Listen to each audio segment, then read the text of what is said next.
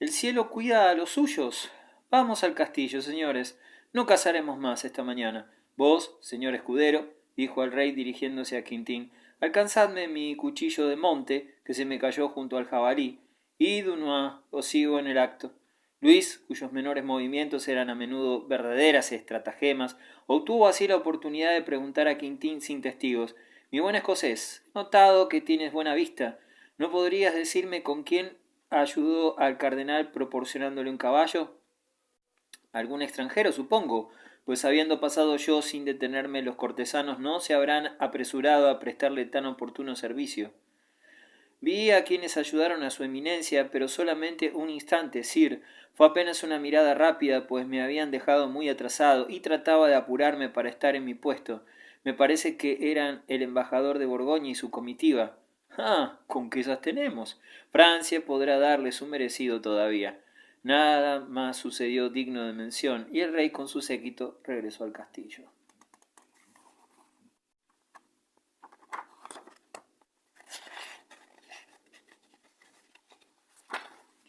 Capítulo 10. El centinela. ¿De dónde llega esta música? ¿Del aire o de la tierra? Shakespeare, La Tempestad. Yo era todo oídos y percibí sones capaces de devolver el alma a las cosas. Milton, Cosmos. Apenas había llegado Quintín a su pequeña habitación para hacer algunos cambios en su vestimenta cuando su ilustre pariente le pidió que contara los pormenores de cuanto le había sucedido en la cacería. El joven, que no pudo menos de pensar que la mano de su tío era probablemente más poderosa que su entendimiento, tuvo buen cuidado al contestarle de dejar al rey en completa posesión de una victoria que, al parecer, había querido apropiarse. La respuesta de Cuchillada fue una balandronada sobre la forma muy superior en que hubiese actuado él en circunstancias parecidas, unida a una nueva censura a su sobrino por su poca diligencia al no llegar en ayuda del rey cuando éste se encontraba en inminente peligro. El joven tuvo la prudencia de no defender su conducta y sólo explicó que, de acuerdo con las reglas de la montería, consideró poco decoroso herir a un animal atacado por otro cazador, a menos que se le pidiera ayuda explícitamente. Poco hacía que habían terminado de discutir cuando Quintín tuvo oportunidad de felicitarse por mantener ciertas reservas con su pariente.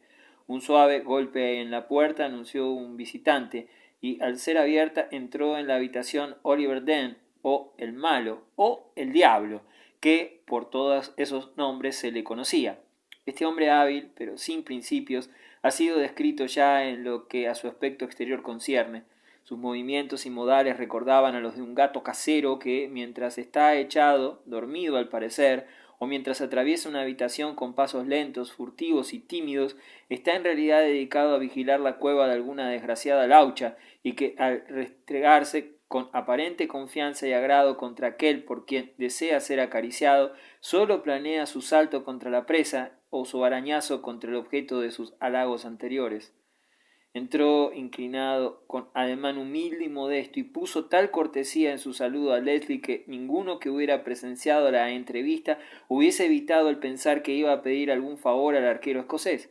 Felicitó a éste por la excelente conducta que cupo a su joven pariente en la cacería, puesto que, según observaba, había llamado la atención del rey. Se detuvo entonces en espera de una respuesta y con sus ojos fijos en el suelo, salvo para lanzar una o dos miradas de soslayo a Quintín, oyó a Cuchillada lamentarse por haber tenido su majestad la desgracia de no encontrarlo él a su lado, en lugar de su sobrino, pues indudablemente hubiera dado muerte a la fiera de un solo golpe, en tanto que, según entendía, Quintín había dejado esa tarea a cargo de las reales manos de su majestad. Pero eso servirá de lección a su majestad, dijo, para que mientras viva permita que un hombre de mi talla monte mejores caballos. ¿Cómo podía esa montaña de raza flamenca que tengo por caballo seguir el paso del corcel normando de su majestad? Sin embargo, le clavé las espuelas hasta que sus ijares sangraron. Esto es una falta de consideración, maese Oliver, y deberías hacérselo presente a su majestad.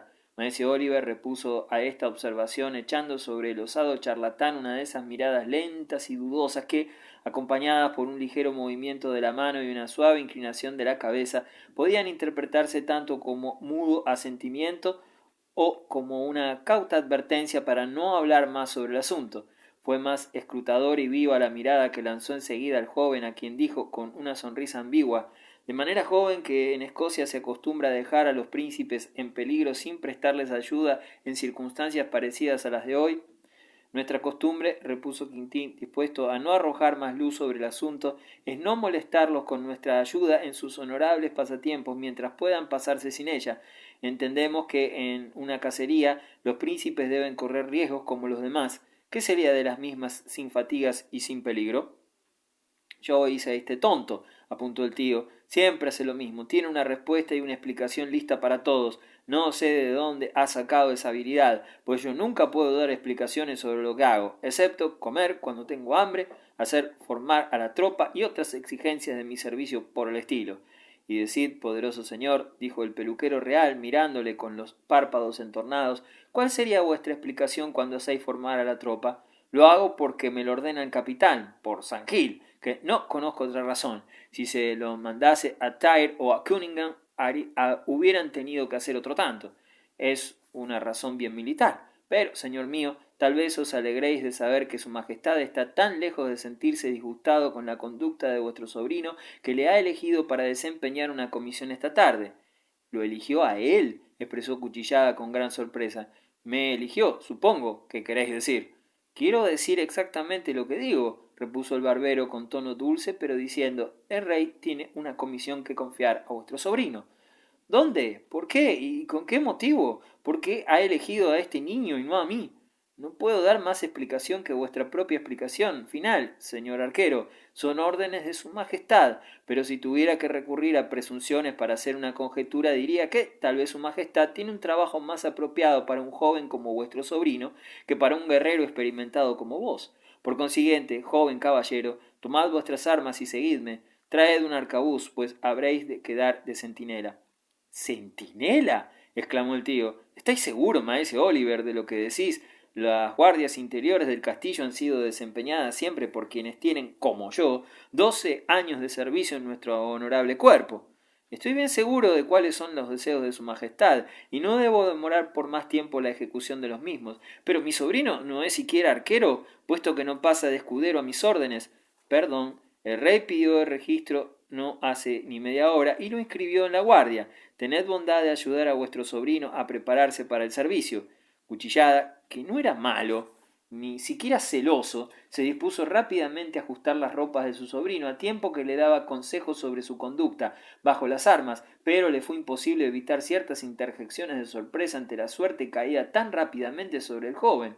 Nunca, se decía, ha sucedido esto en la Guardia Escocesa, ni siquiera en mi caso, pero seguramente su servicio consistirá en montar guardia ante los papagayos y los pavos reales de las Indias que el embajador de Venecia regaló últimamente al rey. No podría ser de otra manera, y puesto que ese servicio es apropiado solo para un mozo imberbe, aquí retorció sus bigotes, me alegro de que le haya correspondido a mi querido sobrino. Dotado de un espíritu vivaz de imaginación ardiente y propenso a la fantasía, Quintín vio comisiones de la mayor importancia en esa primera citación a la presencia del rey, y su corazón latía apresuradamente al prever una rápida distinción. Decidió estudiar con cuidado los modales y el lenguaje de su guía, que, según sospechaba, por lo menos en ciertos casos era necesario interpretar, como se afirma que son interpretados, los sueños para descubrir su significado. No pudo menos de felicitarse por haber observado el mayor secreto con relación a los incidentes de la cacería y adoptó una resolución que en persona tan joven demostraba una gran prudencia, pues se prometió que, mientras respirase el aire de aquella misteriosa corte, mantendría sus pensamientos en secreto y su lengua bajo la fiscalización más cuidadosa. Su equipo estuvo listo muy pronto, y con su arcabuz al hombro, pues aunque conservaba el nombre de arqueros, la guardia escocesa sustituyó muy pronto con las armas de fuego el arco, en cuyo uso jamás sobresalió Escocia. Salió del cuartel detrás de maese Oliver. Su tío lo siguió con la mirada, en un gesto mezcla de sorpresa y de curiosidad, y aunque ni la envidia ni las malas ideas que la misma provoca cabían en sus honrados pensamientos, no estaban exentos de una pizca de orgullo herido que se oponía al placer provocado por el favorable comienzo de su sobrino en el servicio. Movido gravemente la cabeza y abriendo un armario extrajo una gran botella de vino añejo y después de examinar el nivel del mismo llenó una copa que bebió hasta el fin y repatingóse luego en una gran poltrona de roble, Por último, habiendo comenzado de nuevo a sacudir la cabeza, pareció hallar tal alivio con ese movimiento de oscilación, parecido al que esos juguetes llamados tentetieso, que, continuándolo, llegó a caer en un sopor del que fue despertado por la señal para acudir a la mesa.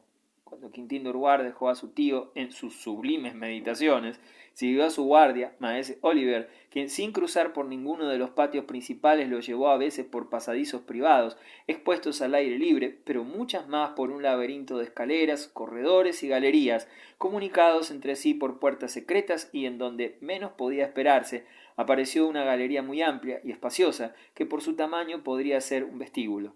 Estaba ésta adornada con tapices más antiguos que hermosos y con algunos escasos cuadros de esos duros, fríos y ásperos pertenecientes a la primera época de las artes que precedió a su espléndido resurgimiento. Aquellos mostraban a los paladines de Carlomagno, que tan gran papel jugaron en la historia romántica de Francia, y como la figura más prominente la constituía Rolando, la estancia tomó de él el nombre de Vestíbulo de Rolando o Galería de Rolando.